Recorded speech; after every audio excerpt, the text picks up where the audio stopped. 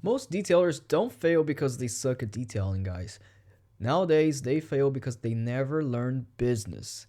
So the industry in detailing is full of talented people, but they're broke. Talented broke people. With all due respect, you can be amazing with a polisher, clay bar, ceramic coating, and still be losing money every month as a business owner. And this is exactly what we're going to cover in this podcast. Why most detailers stay broke. And perhaps if you are feeling this way, that you're always busy or not busy at all, with a low bank account, inconsistent income, you're exhausted, clients are always negotiating on price, you don't have any systems in place, or you don't feel like you have enough systems to support an actual business, more rather than, just more of like a self-employment, and you're still trying to grow, doing everything alone. Today, I really want to talk to you about the real reasons most detailers stay broke, because honestly, it's usually not what most people think. So stay tuned, stay with the introduction, and I'll come right back and we get going. Welcome to the Wings Mobile Detailing Business and Automotive Podcast, the only podcast that will guide you on how to start and grow six-figure companies. As our team expand from one business location to worldwide domination, you will get step-by-step insights from a millennial franchisor and franchise owner with your host, Mezalira. Hey guys, so today I operate a franchise mobile detailing business. It's different than starting your own business, going solo and learning all the systems and then implementing all the systems in place at the beginning by everything alone by yourself. When you start a franchise business, you already take advantage of the brand, of course. But before franchise and everything, guys, I started solo. I went through a lot of problems. Today, I operate multiple locations in different states, a mobile detailing business, and managing even from the office without actually having to be there. But it wasn't like that initially. Early on, just from hiring somebody, I went through a lot of complications, and that's why I can definitely relate to detailers out there who are perfect detailers. They're great, amazing at what they do, and these are people who are actually hired to detail at Wings Mobile Detailing, but they're not necessarily good at the business. And back then, at a certain point, my goal initially, and this is always what I tell franchise owners if they're going to start a business, is the focus is, yes, they're going to start off in the front line doing the detailing themselves and learning everything about the technical parts of the business. It is quite important to know all that and to be good at it, but the goal is to leave that front line and eventually be working for the business on the management side to actually, you promote yourself in your own business. Before I got to that point, it was tough, and one of the biggest reason it was difficult is because I didn't know the processes and systems to hiring people. At the moment, I remember too, like it was yesterday, I would hire somebody. It would take me a long time to find one person, and when I finally did find that one person, by that time I started to think about, okay, I'm only going to work on taking the phone calls and on the management side of the business. And I had 2 vans, got to the point where I had 3 vans and one person working per van. And when I thought about, okay, by next week, I'm going to be able to delegate everything, let the guys do it, because finally I got them fully trained. And after 3 years in business, then I finally got to that point to think that, okay, next week, I'm going to be able to work in the management part and not be out here detailing. So 3 days went by. I lost 2 guys. I was back to square one, and I felt like, okay, I'm never going to get there. I'm never going to be able to hire, because it takes so long for me to find somebody, and then to actually hire, and then to actually train them. It takes such a long time that I'm never going to be able to break out.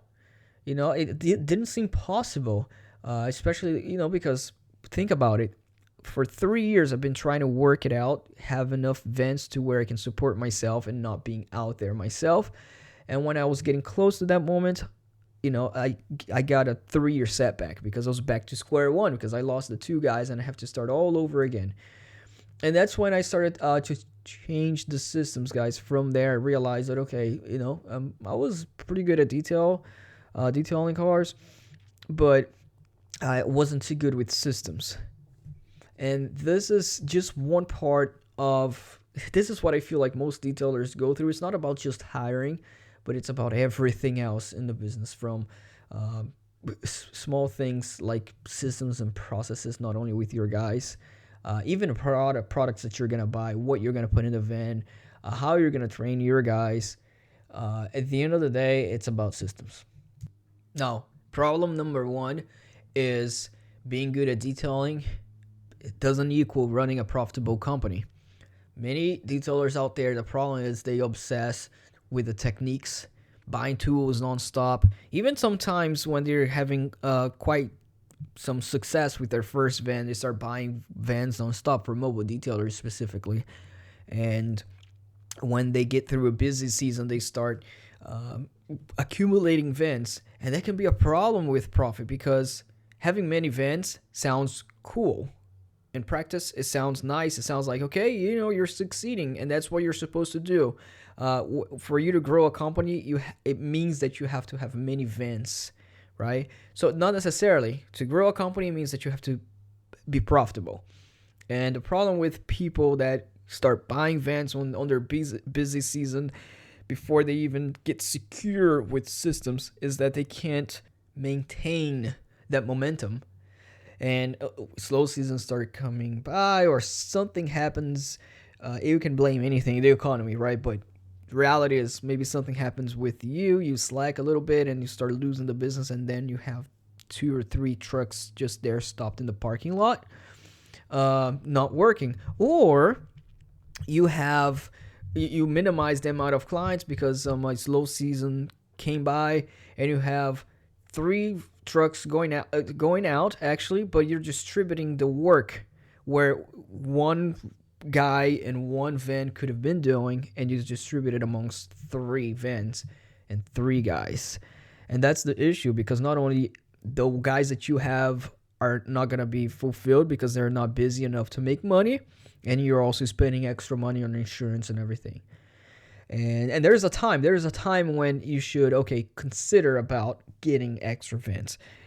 And for you to know the time is, you also don't want to wait too long, right? You also don't want to be too afraid and be saying no to a lot of clients for a while. So the moment that you know that you should be buying your second van or your third van is when you know for certain that one van is consistently busy. So if you're going to get your second van, or if you're going to get your third van, for example, the two other vans that you have existingly would have to be consistently busy to the point where you're telling clients that you're not available, right? So let's say you have two vans going out, and clients are calling, and you keep having to say, I don't have available appointments for this week. I only have for next week. So your weeks are always cramped up, right? Even if it's 1 week in advance. Is that the time to start thinking about getting a third van? It depends. It depends on how long you have been busy that way. So if you get to the point where you're not able to schedule appointments because you're so busy with the two vans for the following week, and it's been going for this month only, just wait a little while. Make sure that you're that busy for 2 consecutive months, because then you're more. And also take into consideration which weather you're in, because usually winter slows down a little bit. And so it's always good to measure that busyness, not in the summer, not middle of summer when everybody's booking detailing appointments, but perhaps around spring, or much less winter, right? If you're that busy in winter, for a matter of a month, then you go ahead and expend. Don't wait, get another van. But just be careful with that. Look into your profit, and also look ahead. Also, don't get too excited, because it's so easy with the detailing business, with the fact that most businesses are this way. You have some good season and you have a bad season for whatever reason. For detailing, it happens to be in the winter. For other industry, other business, even retail, some stores, they're less busy during the summer, or spring, or whatever it may be. So every business has ups and downs, and that's how entrepreneurship is. It's a roller coaster, but you can't fall into that emotional trap of when things are good, you get super excited. When things are down, you think you're gonna die. So always be balanced with your emotions, so that you take smart and educated decisions on what you're gonna do. Pricing as well. A lot of things that people don't take into consideration when growing a business is taking into consideration the prices, the sales, the taxes that you're gonna pay, the marketing, how much you're gonna allocate to marketing. Because in reality is you need everything, right? And you hear a lot of people saying for you to grow a business, you have to delegate. You have to hire people, an accountant, because accounting is important. Pay your taxes right and everything and keep your books right. So accounting is really important.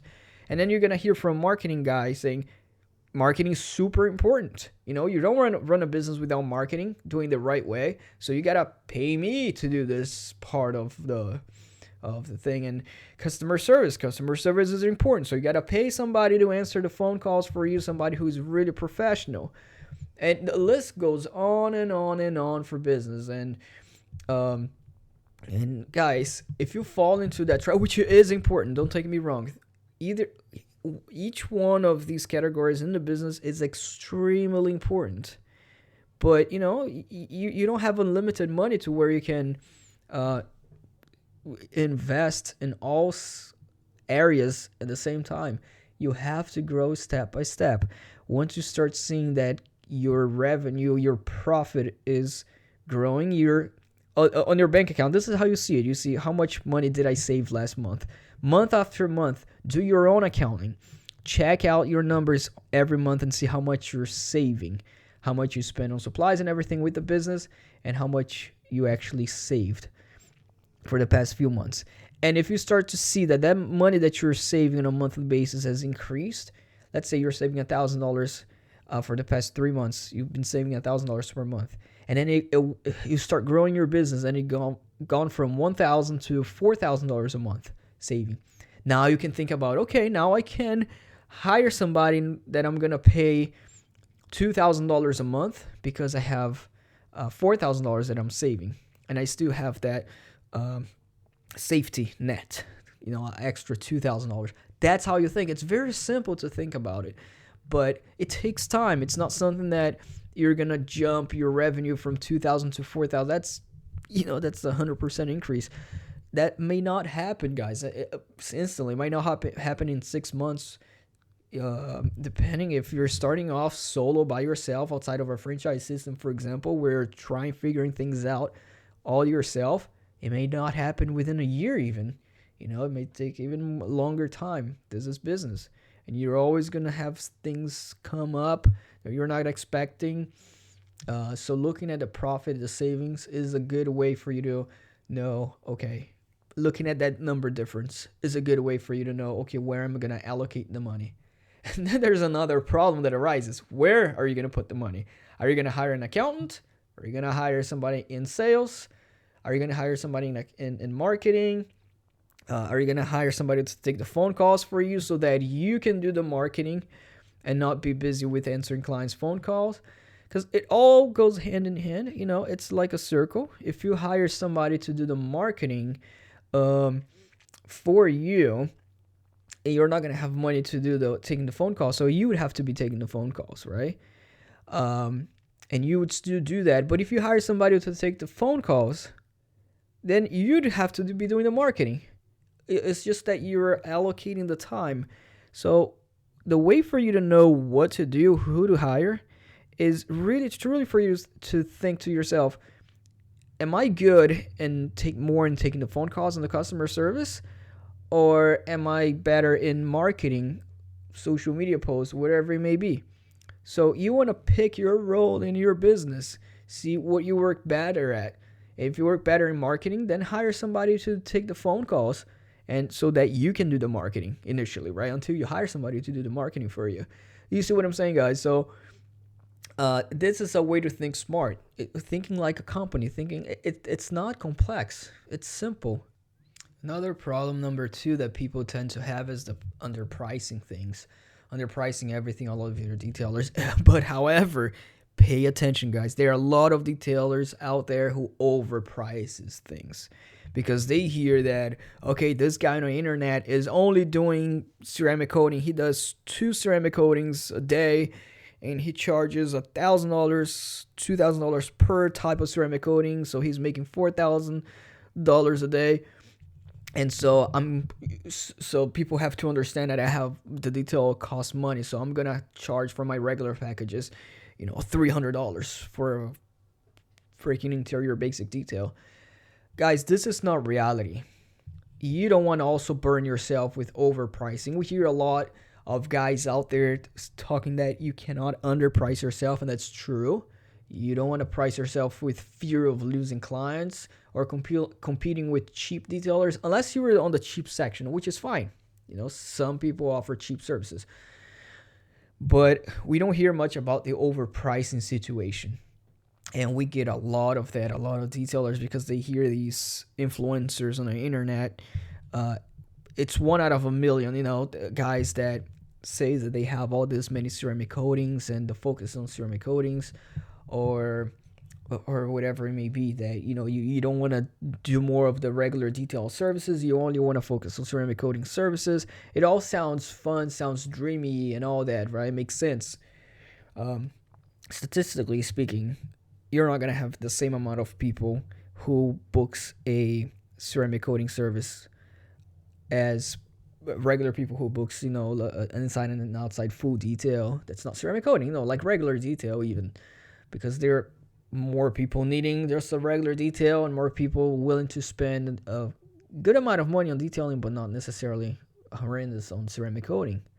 Let's just like there are less airplanes to detail and there are more cars to detail, even at Wings Mobile Detailing.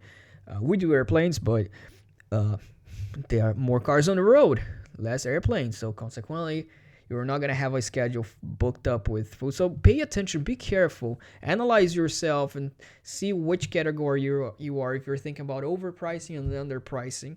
And don't overcomplicate things. If you're going to think about pricing, because you're not accounting for the travel time, the setup, the chemicals that you're using, the labor, or if you're working by yourself, you don't have to worry much about that because you're the labor, but then you're going to have to consider that in the future. How the inflation is taken into consideration, when you come to increase your prices, because you cannot charge cheap nowadays, especially with the inflation going on, the money is more expensive, and there's everything that you gotta take into account. Gasoline, for example, nowadays gas is pretty high up. So you may not realize, but you're not making the same profit as you were making with the same amount of lines 2 years ago when prices were slightly lower. It was still quite expensive. So gas prices and other things as well. And inflation runs year after year. So take that into consideration, and there you go. Increase your prices accordingly to what you were making before. Now, as a consequence, you can increase your prices and think, okay, it's as simple as that. I'm just going to increase my prices so I can make the same amount of money as I was making before, 2 years ago. Well, if you think that way, clients don't have the same amount of money to pay for your service, that extra difference in inflation as they had 2 years ago, right? So it's not about just increasing prices. You're going to have the same amount of clients. No, you may lose some clients, but it maybe also work out, right? Don't be in fear at the same time to increase, thinking you're going to lose clients, because you may lose clients, but if you maintain your quality, that's all. Think about the quality. Think to yourself. Be very honest with yourself if you actually deserve it. If you were a client, would you pay yourself to detail your car a higher price, or would you be able to find somebody else that does the same amount of quality work as you do and provide the same amount of experience to the client but for a lesser price? You have to be honest, guys. And detailers also are very difficult to be honest with themselves. They may tend to think that they're better than everyone else, that that guy does a one bucket method and he's wrong, and I'm better. So if you're gonna be thinking about business perspective, not as a detailer, and if you're gonna grow and have a CEO mindset, then you'd have to be honest. You have to be hard on yourself. You truly do. And that's when you think about increasing the prices. You take that into consideration, and maybe better, like I was saying, to you know, it may be okay to lose some clients, but also get a more high quality clientele. And when you start getting more high quality clientele, they trust more on your service. Uh, Consequently, of course, they're gonna pay more, so it works hand in hand. But they're gonna trust more of your service when you arrive there at the location. They're also gonna leave the car out there for you and believe in what you say. They are gonna know you. They're gonna trust you more, and even there, you can offer ceramic coating service for the clients. And this is how you grow. It's step after step. So it's a good connection point here. Is think 1 + 1 is 2. If you want to grow your business, if you want to grow your clients, before you even think about, okay, I'm going to spend more money on ads, think about what you already have, people around you, your own clients. If guys, you can increase your revenue, you can double your revenue only using the resources you have. You arrive there and you have a process to do second sale. For example, every client that you get into, you analyze their pain. If they need shampoo on the leather, there you offer what they need. If they have a nice car that they just got and they really worry about it, offer the ceramic coating service.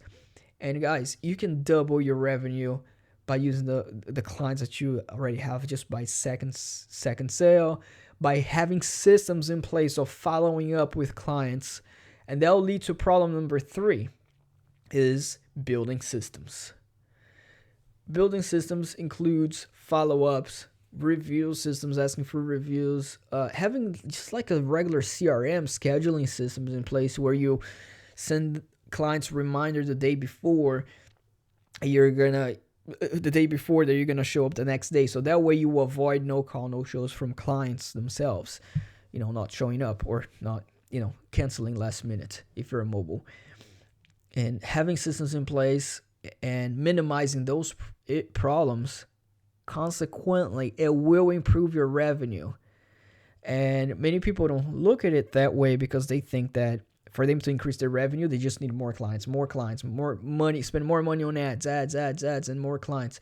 They don't think about everything that's around them that they could very easily and faster and better increase their revenue by maximizing on what they already have by those simple follow-ups, avoid more of cancellations, asking for reviews, and following up with clients via email on a weekly or a monthly base or a daily base, follow up with educational blogs, sending the clients that, and having a true system in place in marketing. Now, I said in the beginning of this podcast, right? You can ask, but you told me not to, worry in the beginning much about spending all this money in marketing and accounting because you're going to have limited money. Yes, I did say that, but these things, following up with clients, are systems that you can implement in place that you can do it yourself. Because as you're growing the business, growing more of your clientele, consequently, you should supposedly be growing your revenue, be making more money. And so if you have an X amount of clients, you should have the time to also nurture them, follow up with them when you're there, or teach your guy to do second sale and create a system and employee guidelines of steps that they have to follow. Every company has guidelines for employees, right? And so that will lead to the 4th problem, is managing employees, providing them with guidelines. A lot of where people get stuck in growing is they think they have to micromanage their guys, their employees, their detailers, and they don't. They simply have to be firm on their procedures. It's like a constitution for your company. It's a manual that you ought to have, and you ought to have manuals for your employees as well, so they know the procedures that they ought to follow, the policy, whatever you want to call it, of your company. Instead of micromanaging, a lot of people have problems with your employees not showing up or not calling in the morning, and you just have to go after them and say, "Why didn't you show up?" You shouldn't have to ask them why they didn't show up. You gave them a job to do, and you're paying them for the job. They don't show up to companies, they're gonna be fired. So we have to have policy instructions in place. For example, if you don't call no show 2 times, you instantly that's a fireable offense. And don't think it as a problem. You have to abide by that, by your own manual. Don't think it as a problem if you fire somebody for that reason, thinking that you're not never going to have employees because all your employees does that. No, all your employees does that because you don't have that in place. Because if you did and you enforced that, they wouldn't not show up anymore, because they would be they would want to keep their job. And at the beginning, it might take to let go of some guys, but it's something that you have to think like a CEO, and implement these systems. There are so many systems that goes hand in hand, systems that you can implement without hiring somebody, without spending money. And this is where I'm going. This is where I'm coming from, is for you to implement the following up systems, employee procedures, to enforce all those rules. It doesn't require you to pay somebody to do that for you. It really doesn't. Even on the following up or sending emails, you don't have to sign up for a software system to follow up on the clients the day before. It does help. But if you don't have the money that at the beginning, then it means that you probably don't have enough amount of clients also, to where it becomes impossible. So you should be able to do that yourself. And then when you grow a lot of clients, then you need systems. But by that time, you're going to be making more money anyways. Guys, social media lies, okay? There's this fake flex culture, like I mentioned, people saying, okay, the 7-figure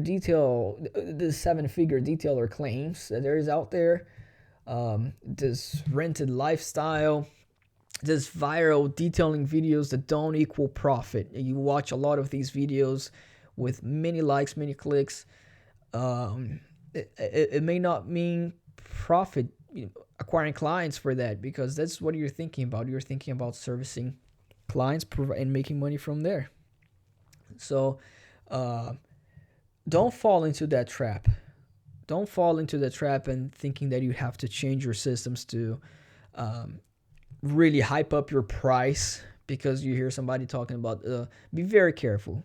Don't think that you have to hype up your price because you hear somebody talking about how they made $2,000 yesterday from ceramic coating, or get trapped into thinking that you have to buy 2 more vans at the dealership because you saw a video on the internet that a guy just bought 3 nice that Mercedes Sprinter van, and he seems so successful because the van is beautiful, it's all customized and nice.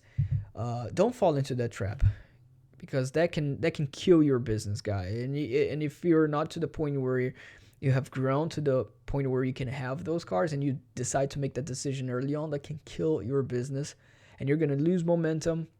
You may be excited at first, to get a brand new van and spend all that money, but then you have no clients, right?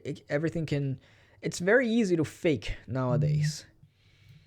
So the real path forward from now on, I've gone through problems in the business that usually may sound like the end and it's impossible to do. No, guys, it's simple. And here's the real path forward. Learning business.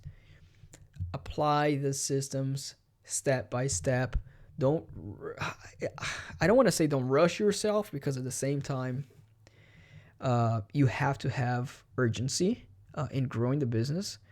Active urgency. You can't be stopped and not doing anything, but if you're doing it, that's what matters. Don't expect the results. Don't have urgency in the results. Have urgency in your actions. That's exactly what I want to say. And learning business, raising prices, the right way, not overhyping yourself, not thinking that you're the best, and overpricing. Also implementing these systems at first before you invest money with somebody else to do it for you, because a lot of times if you don't have enough money to pay somebody to do certain thing for you, for your business, and you still try to do it, you're probably not going to hire somebody good enough, or not good as you, if you were to do it yourself. So yes, it's going to take you hours, but focus on that. Focus on what you can take that you do well. And unless you hire somebody that's really good, that's really going to be able to, think to yourself, is this person better than me? Is this person really going to bring out, increase my top line, or increase my branding? So focus on that. Focus on branding, on professionalism, customer experience. Make sure the customers are happy with your service. And also, which is part of customer experience, that second sale, thinking about increasing your revenue that way, increasing your revenue with follow-ups. That is still customer experience, because if you arrive at a customer's house and they just book a basic detail and you say, hey, your leather needs a treatment, you're not coming to them saying, hey, I need more money. No. Hey, it's better for you, better for your car. This is what you need, and I'm giving you my professional, educated opinion here and advice on what you should be getting. Consequently, they're going to trust you more. That's customer experience. And recurring revenue, that's just something to think about the future, is you're going to have more ways, more services to offer. And leadership, thinking on hiring, implementing those policies early on, so you're not micromanaging, but you're following procedures in which you yourself put in place. And in this industry, guys, the people who survive long term are the people who build systems, relationships, trust, structure in their business, and people who are humble as well. Because you have to, in any business, I guess, you'd have to be humble, because if you think you're better than everybody else, you're never going to improve. And you're going to keep thinking the way you are, and you're never gonna improve. And these are systems as well that is implemented in a franchise systems. Wings Mobile Detailing, like I mentioned in the beginning of the podcast, is an actual franchise, which you guys, existing detailers, many detailers convert their business, their regular business, into a Wings Mobile Detailing franchise business. So if they already have, I know that they are franchise owners, Wings franchise owners, that used to be detailers themselves for 1 or 2 years, actually, and they converted their business so that they can leverage from all these systems that's already built. Like, it's simple as an employee guidelines, the template, everything that you give to your employees. That's what you're part of a franchise for, to leverage from the systems that's existing, that's been tested and works in a corporate style, in an actual business style. And you start off from the get-go. But there is an investment, of course, to become a Wings franchise owner. If you do get a good discount of the franchise fee, if you are an existing detailer and your business is already generating some revenue. So that's the plus side. If you already have revenue generating, because it helps Wings. You're going to be a Wings Mobile Detailing franchise owner, so your business name is going to change. But then you're owner of a franchise. And it does help if you already have a revenue producing, if your business is already making some certain revenue. Guys, if you enjoy this podcast, subscribe, share it with another detailer, and let me know what topic you'd like to hear next. The plan here is to go into more of a detailing, actual technical detailing podcast next. Talk about the hype of ceramic coatings nowadays, and the products that we also use for Wings Mobile Detailing, and which is out there for sale. The products is Wings Formula Pro, and that you guys can pre-order as well on the website. It's made for specifically mobile detailers, graphene, ceramic, soap, and interior detail, as well as like a tire dressing. Everything is, these products are not hyped up products type. The Wings Formula Pro, they are made specifically for working outdoors. It works great, amazing, but the formulation is in a way the chemistry is made to the point where it's not too dense, but it has the right quality products inside, the right formula inside to where it just works and it's not fillers. Actual products that works and makes it easier to apply in the sunlight, but also attains it to the paint, because we use the help of the heat of the sun to cure it, so we don't have to have extra chemistry inside the product to cure, because we already have the sun outdoors. So we take advantage of that. Check out, if you guys like to see in the description, Wings Formula Pro. If you'd like to test out those detailing products, feel free to pre-order them. And thanks so much.